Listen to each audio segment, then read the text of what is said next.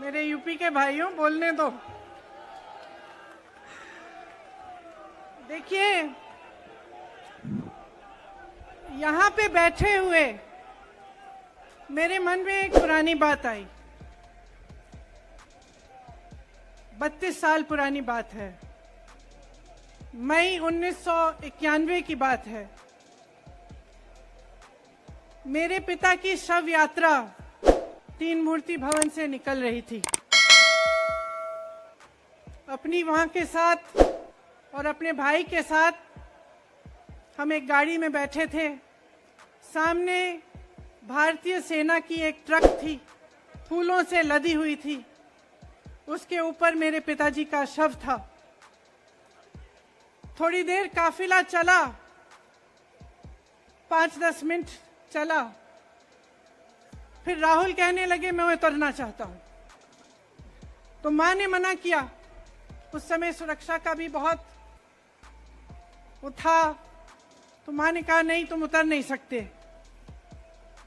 राहुल ने जिद की, नहीं मैं उतरूंगा। मैंने मां से कहा मां उतरने दो। राहुल गाड़ी से उतरा। उस सेना की ट्रक के पीछे खड़ा होके चलने लगा और तीन मूर्ति से लेके कड़ी धूप में अपने पिता के जनाजे के पीछे पीछे पैदल चलते चलते चलते चलते यहां पहुंचा। इस जगह से कुछ 400-500 गज दूर यहां पर मेरे शहीद पिता के अंतिम संस्कार मेरे भाई ने किए।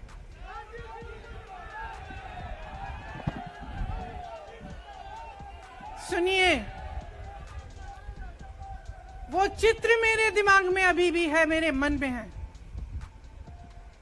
मेरे पिता का शव इस तिरंगे झंडे में लपेटा गया था। इस तिरंगे के नीचे मेरे पिता का शव था और उसके पीछे चलते चलते मेरा भाई यहां आया। उस शहीद पिता का अपमान भरी संसद में किया जाता है। उस शहीद के बेटे को आप देशद्रोही कहते हैं, आप मीर जाफर कहते हैं, उसकी आप मां का अपमान करते हैं। आपके मंत्री मेरी मां का अपमान भरी संसद में करते हैं। आपके एक मुख्यमंत्री कहते हैं कि राहुल गांधी को पता भी नहीं है कि उनका पिता कौन है। आपके प्रधानमंत्री भरी संसद में खड़े होकर कहते हैं कि ये परिवार नेहरू नाम को इस्तेमाल क्यों नहीं करता। पूरे परिवार का अपमान करते हैं। कश्मीरी पंडित समाज के रिवाज का अपमान करते हैं, जिसके तहत एक बेटा अपने बाप के मरने पर पगड़ी पहनता है, परिवार की परंपरा को आगे बढ़ाता है। लेकिन आप पर कोई मुकदमा नहीं होता। आपको 2 साल की कोई सजा नहीं मिलती। आपको जेल की सजा नहीं मिलती। आपको संसद से कोई बाहर नहीं निकालता। आपको मना नहीं करता कि 8 सालों के लिए आप चुनाव नहीं लड़ सकते। क्यों? मैं पूछना चाहती हूं क्यों? आज तक हम चुप रहे हैं। हमारे परिवार का अपमान करते गए। मेरे भाई ने क्या कहा? संसद में वो मोदी जी के पास गए और उनसे गले लगे। मेरे भाई ने कहा मैं आपसे नफरत नहीं करता हूं, मेरे दिल में आपके लिए कोई नफरत नहीं है। हमारी विचारधारा अलग है, लेकिन हमारी नफरत की विचारधारा नहीं है। तो मैं पूछना चाहती हूं, एक आदमी का कितना अपमान करोगे? कितना अपमान करोगे? क्या यही है इस देश की परंपरा? आप परिवारवादी कहते हैं, तो भगवान राम कौन थे? भगवान राम को वनवास में भेजा गया। उन्होंने अपने परिवार, अपनी धरती के प्रति अपना धर्म निभाया। क्या भगवान राम परिवारवादी थे?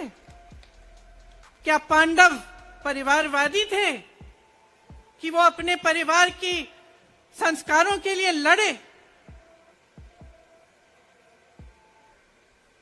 और हमें क्या शर्म आनी चाहिए कि हमारे परिवार के सदस्य शहीद हुए इस देश के लिए, कि इस झंडे में उनका खून है, इस धरती में उनका खून है, इस देश के लोकतंत्र को मेरे परिवार के खून ने सींचा है।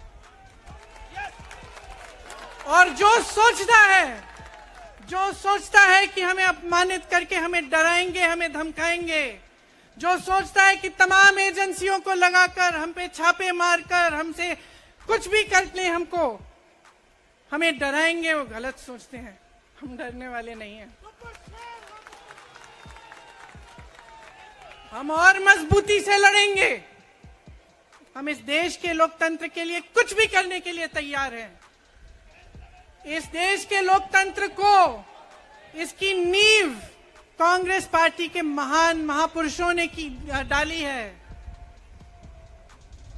कांग्रेस पार्टी लड़ी इस देश की आजादी के लिए और आज भी इस देश की आजादी के लिए ही लड़ रही है। कभी कभी मैं सोचती हूं, मुझे समझ में नहीं आता कि पब्लिक क्या सोच रही है।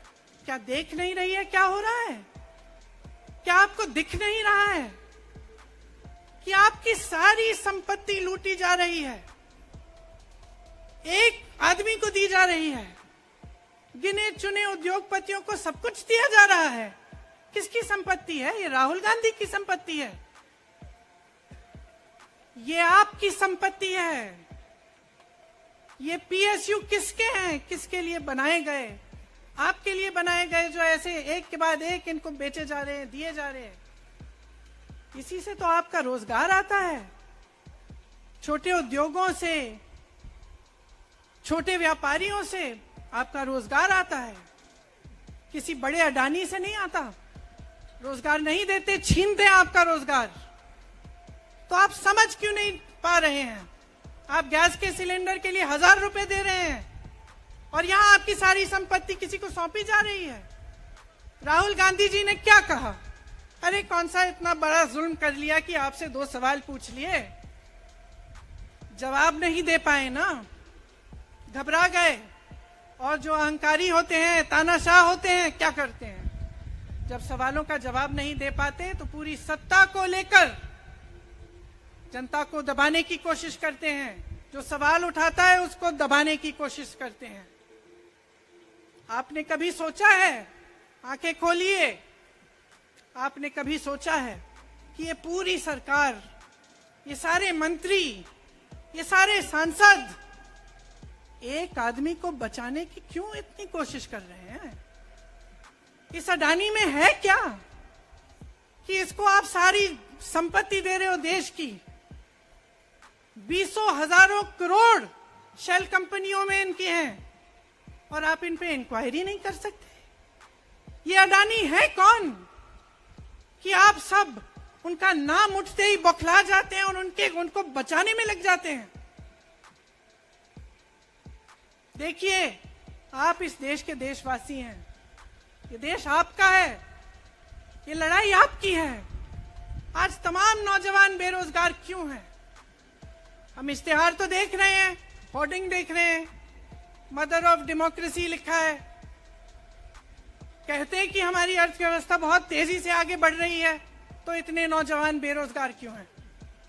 तो जहां जहां हम जाते हैं बेरोजगार नौजवान क्यों दिखते हैं? इतनी महंगाई क्यों है? इतनी महंगाई क्यों है? क्या आप इतने बड़े काम कर सकते हो लेकिन एक गैस सिलेंडर का दाम कम नहीं कर सकते? आप छोटे व्यापारियों की मदद नहीं कर सकते? आप रोजगार नहीं बनवा सकते? तो फिर आपकी सरकार किस काम की है? लोगों को दबाने के लिए है या अडानी जी को आगे बढ़ाने के लिए है? तो आज ये समय आ गया है कि हमें गंभीरता से सोचना पड़ेगा। ये सरकार पूरी कोशिश करती है कि आपका ध्यान भटकाया जाए। अब आप सोचिए, कन्याकुमारी से कश्मीर तक एक आदमी चला, उसके साथ लाखों लोग चले, क्या पैगाम लेके चला? किस लिए चला, उसके दिल में क्या भावना थी कि लाखों लोग देश भर से उससे जुड़ के चले। समता, एकता की भावना थी। आज आपके सारी मीडिया, आपके सारे मंत्री, आपके सारे सांसद, आपके सारे कार्यकर्ता कह रहे हैं कि राहुल जी ने विदेश जाकर देश का अपमान किया, राहुल जी ने एक वर्ग का अपमान किया। क्या एक आदमी जो कन्याकुमारी से लेकर 5000 किलोमीटर कश्मीर तक चल के ये रोज रोज कहता है कि इस देश को एक होना चाहिए, सबको समान दृष्टि से देखना चाहिए, क्या ये आदमी देश का अपमान कर सकता है? क्या ये आदमी एक वर्ग का अपमान कर सकता है? तो ये आदमी क्या कर रहा है? ये आपकी आवाज उठा रहा है। ये क्या कह रहा है?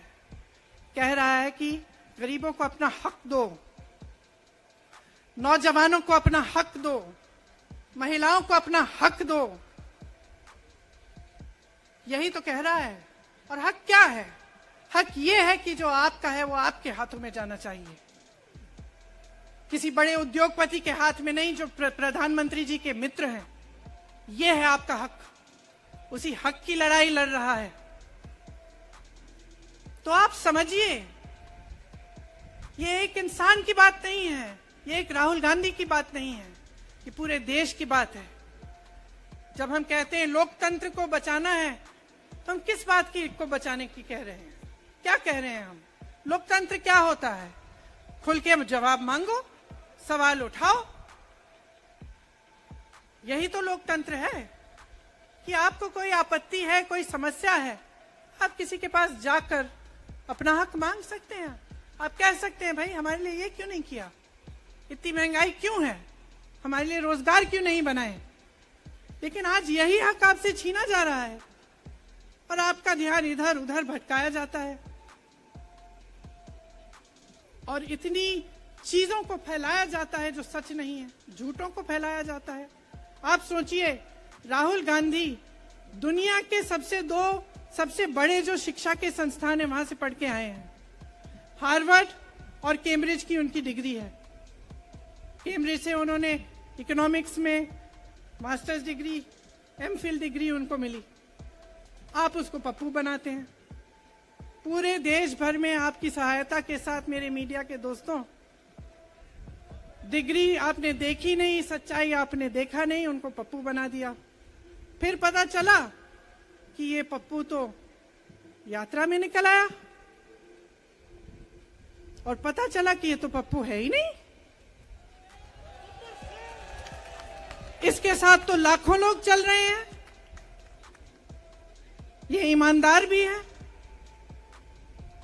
ये सब बातों को समझता भी है, ये जनता के बीच जा रहा है, जनता की समस्याओं को सुन रहा है, और जनता इसके साथ चली जा रही है।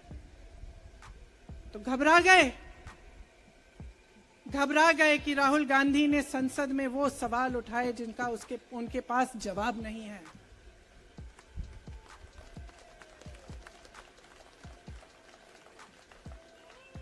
क्या किया सुन लीजिए। एक तरफ से हंसी भी आती है कि एक आदमी को रोकने के लिए इतना सारा करना पड़ा। जिस आदमी ने राहुल जी के खिलाफ सूरत में कंप्लेंट लगाई, आपको मालूम है कि पिछले साल उसने खुद कचहरी में जाके बोला इस पे आप स्टे लगा दीजिए। 1 साल के लिए अपने ही केस पे स्टे लगवाया। फिर वापस कब गए केस खुलवाने के लिए? राहुल गांधी के संसद में अडानी पे के भाषण देने के 1 हफ्ते बाद। 1 हफ्ते बाद वो आदमी वापस जाता है, कहता है केस खोल दी, सुन लीजिए अब हम तैयार हैं।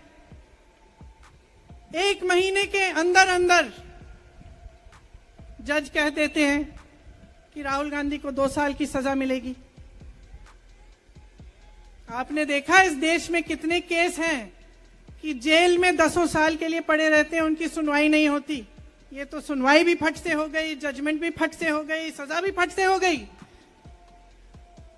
और आपने कह दिया अगले दिन कि 8 सालों के लिए ये चुनाव नहीं लड़ सकते, संसद से बाहर कर देंगे इनको। वाह वाह वाह वाह वाह वाह, बहुत धैर्य है आप में। अरे कायर हैं, कायर है इस देश का प्रधानमंत्री। लगा दो केस मुझ पर,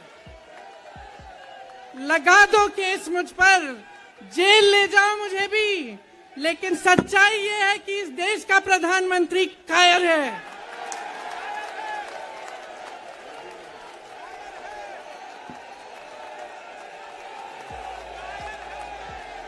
अपनी सत्ता के पीछे छुपा हुआ है,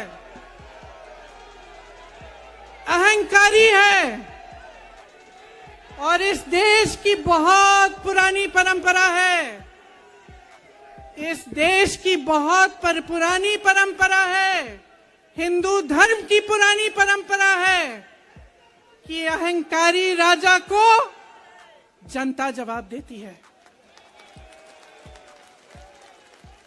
और इस देश की बहुत पुरानी परंपरा है कि अहंकारी राजा को ये देश पहचानता है।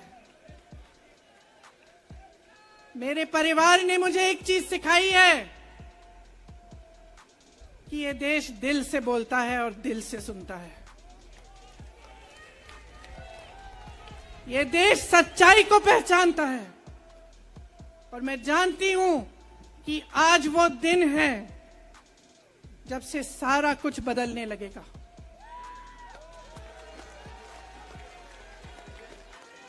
मेरे मीडिया के साथियों, मैं आपसे कहना चाहती हूं, बहुत हो गया है, बहुत हो गया है। मैं जानती हूं आप पर कितना दबाव है, मैं जानती हूं कि आपको लाइन भेजी जाती है कि आज आपको ये कहना है, आज आपको ये लिखना है, लेकिन आपकी एक बहुत बड़ी जिम्मेदारी है। आज लोकतंत्र खतरे में है। अगर सरकार सवाल उठाने वाले को 8 सालों के लिए संसद से निकाल सकती है, अगर कह सकती है कि तुम्हें चुनाव लड़ने की ही इजाजत नहीं है, तो बहुत गड़बड़ है, बहुत गलत हो रहा है, और ये लोकतंत्र के लिए ठीक नहीं है, ये इस देश के लिए ठीक नहीं है। जब आप पत्रकार बने, शुरू में जब आप काम के लिए आए, तो आपके दिल में भी ये होगी बात कि देश के लिए मैं सच्चाई बोलूंगा, मैं सच्चाई बोलूंगी। आज आप बोल नहीं पा रहे हैं, हिम्मत करिए, खड़े हो जाइए आप भी। और जैसे खड़गे जी ने कहा कि तमाम पार्टियों ने आज अपनी आवाज उठाई है, उनका हम सब धन्यवाद देते हैं। और हम सबको एक होना पड़ेगा, इसलिए होना पड़ेगा क्योंकि आज ये देश खतरे में है। आज इस देश की सारी संपत्ति एक आदमी को सौंपी जा रही है, और उस आदमी को बचाने के लिए पूरी सरकार खड़ी हो जाती है। बहुत गलत हो रहा है। अगर आज मेरे भाइयों और बहनों आप इसको पहचान नहीं पाएंगे, तो इस देश को बहुत खतरे में डाल देंगे। इसीलिए यहां खड़े हुए महात्मा गांधी जी की समाधि के कुछ ही गज दूर खड़े हुए मैं आपको याद दिलाती हूं कि कितनों ने इस देश के लिए अपना खून बहाया है, कितनों ने इस देश की धरती, इस देश की आजादी के लिए अपना खून बहाया है। ये अफसर हैं यहाँ तैनात खड़े हैं, इसी तरह से इनके भाई सरहद पे खड़े होते हैं हमारे लिए, आज भी अपना खून बहा रहे हैं। क्या इसके लिए, क्या अडानी जी के लिए, कि अपने देश के किसान के लिए, अपने देश के गरीब के लिए, अपने देश के छोटे व्यापारियों के लिए, महिलाओं के लिए, अपने बच्चों के भविष्य के लिए हम सब अपनी जान देने के लिए तैयार हैं। तो मैं आपसे आग्रह करती हूं, मेरे देशवासियों, आंखें खोल लो, समय आ गया है, डरो मत। राहुल गांधी के शब्दों में डरो मत, इनका सामना करने का समय आ गया है। एकजुट हो जाओ, सामना करो, इस देश की सच्चाई को उभारो, इस देश की एकता को बनाए रखो और इस देश को आगे बढ़ाओ। जय हिंद, जय हिंद, जय हिंद। इस तरह की और अधिक वीडियो को देखने के लिए हमारे चैनल को सब्सक्राइब करना ना भूलें और साथ ही साथ बेल आइकन को भी प्रेस जरूर करें।